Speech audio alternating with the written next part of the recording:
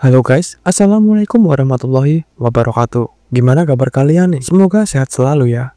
Akhir-akhir ini sedang ramai perbincangan mengenai kasus besar di salah satu negara, yaitu Kamboja. Apa sih yang bikin negara mengerikan dan menjadi ramai perbincangan di sosial media?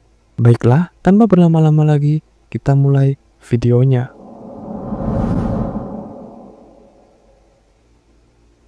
Pria muda asal Bekasi di Kamboja setelah ginjalnya diambil paksa. Tercatat 122 warga negara Indonesia menjadi korban penjualan organ di wilayah Kamboja. Diketahui polisi menetapkan 12 orang tersangka dalam kasus tindak pidana perdagangan orang. Diiming-imingi gaji yang sangat tinggi untuk berbagai tipe pekerjaan, ternyata banyak orang yang terjebak untuk melakukan pekerjaan ilegal dan sampai mempertaruhkan tubuh mereka sendiri untuk melakukan pekerjaan ilegal dan sampai mempertaruhkan tubuh mereka sendiri untuk dipanen dan dijual.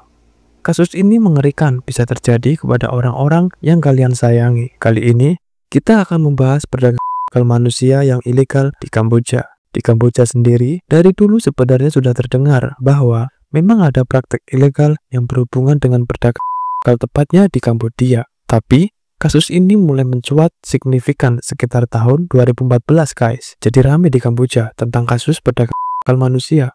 Akhirnya, pemerintah Kamboja itu mulai melakukan upaya untuk investigasi tentang kasus ini. Di Kamboja sendiri sangat marak tentang perdagangan, penipuan, dan judi online yang menimbulkan lingkaran setan. Dan itu sangat ramai di negara tersebut. Nah, pastinya kalian dengar dong tentang kasusnya di Kamboja sampai melibatkan TKW atau TKI dari Indonesia. Oke, berikut ini adalah sedikit cerita yang bernama Soleh Dermawan. Soleh Dermawan ini merupakan pria berusia 24 tahun yang berasal dari Bekasi, yang dikenal ramah dan sangat aktif. Soleh sendiri bukanlah pengangguran, dia bekerja di salah satu hotel berbintang di Jakarta Selatan sebagai koki. Dan pada Februari kemarin, Soleh mendapatkan tawaran yang sangat menggiurkan dan lebih oke dari pekerjaan ini. Tawaran ini ia dapatkan dari yayasan di Tanjung Priok. Katanya akan mendapatkan gaji 3 kali lipat dari kerjaannya sekarang, yaitu di Thailand. Akhirnya, pada 17 Februari 2025, datanglah ke yayasan tersebut ditemani bersama 2 wanita berinisial S dan A yang merupakan teman Soleh, katanya. Dan setelah dari yayasan itu, Soleh sama yayasan mendapatkan sebuah kesepakatan bahwa Soleh akan pergi kerja di Thailand dengan gaji yang 3 kali lipat. Soleh sendiri sangat senang karena akan kerja ke luar negeri dengan gaji besar. Soleh pun pulang untuk meminta izin kepada ibunya. Ibunya sendiri sempat khawatir dan tidak percaya, tapi Soleh menjelaskan kalau yayasannya legit dan sangat meyakinkan, toh juga ada surat-suratnya. Sampai akhirnya ibunya percaya dan luluh sama anaknya. Pada tanggal 18 Februari 2025, Soleh berangkat, kemudian ia menelpon ibunya dari Thailand untuk menenangkan kekhawatiran keluarganya. Selama beberapa hari komunikasi Soleh sama ibunya masih lancar-lancar saja. Soleh pun bilang dia akan bekerja di sebuah hotel sebagai koki.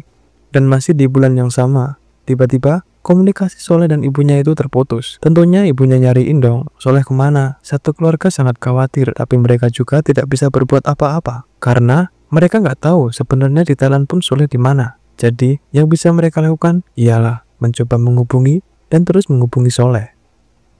Dan pada tanggal 2 Maret 2025, ibunya mendapatkan panggilan video dari seorang pria bernama Kevin. Kevin mengabarkan kepada ibunya Soleh bahwa Soleh itu lagi sakit dan dia sekarang berada di Kamboja, bukan di Thailand. Ibunya Soleh mengatakan bahwa di dalam video panggilan tersebut, Soleh terlihat lemas dan saat dipanggil ibunya tidak merespon sama sekali. Saya ditelepon sama teman-temannya itu bilangnya gini, ibu ini Solehnya lagi sakit gitu ya kan. Saya panggil Soleh ini mama gitu, Soleh ini mama. Dia udah nggak bisa jawab. Posisi anak saya lagi duduk.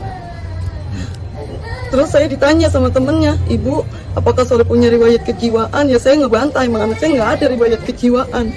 Panggilan video itu pun berakhir. Dan keesokan harinya, pada 3 Maret 2025, Kevin kembali menghubungi ibunya Soleh dan mengabarkan bahwa Soleh meninggal dunia. Tentunya, keluarga Soleh sangat terpukul. Dan setelah itu, keluarga Soleh baru mengetahui bahwa sebetulnya putranya bekerja di Kamboja sebagai kooperator judi online. Tentu ibunya sangat kaget karena Soleh bilangnya akan kerja di sebuah hotel sebagai koki. Kejanggalan berikutnya, pada saat jenazah Soleh tiba dipulangkan pada tanggal 15 Maret 2025, saat dimandikan jenazahnya, pihak keluarga menemukan adanya luka sobek di pinggang kanannya yang memicu kecurigaan bahwa diambil. Padahal dari hasil otopsi pemerintah Kamboja, diketahui bahwa sebelum meninggal, Soleh mengalami pendarahan di pencernaannya. Nah, pada akhir Maret kemarin, kasus Soleh ini ramai di media sosial dengan narasi bahwa Soleh itu menjadi korban perdagangan ilegal. Nah, perlu kalian ketahui guys, saya akan menjelaskan sedikit skema kejahatan TPPO ya. 1. Perekrutan. Sindikat menargetkan individu miskin atau putus asa melalui media sosial, janji kerja fiktif, atau bayaran langsung. 2. Pengiriman lintas negara. Korban dikirim ke Kamboja dengan dokumen palsu, sering dibantu oknum imigrasi atau oknum polisi.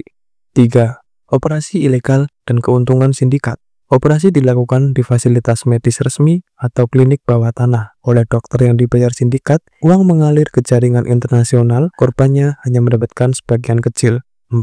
Eksploitasi ganda. Korban yang menolak dipaksa bekerja di penipuan online. Jika tetap menolak, mereka diduga dijadikan sumber sebagai ancaman atau hukuman. Jadi mungkin ini bisa menjadi pelajaran buat kita untuk menyebarkan bahayanya ini, bahwa di kebanyakan kasus hal yang terlihat baik itu memang tidak seindah realitanya. Dan jika video ini ramai, nanti akan saya buatkan lagi tentang kasus penipuan atau scammer dan judi online. Cukup segitu dulu pembahasan tentang kasus ini. Saya selaku admin yang baik hati, mohon izin untuk undur diri. Wassalamualaikum warahmatullahi wabarakatuh.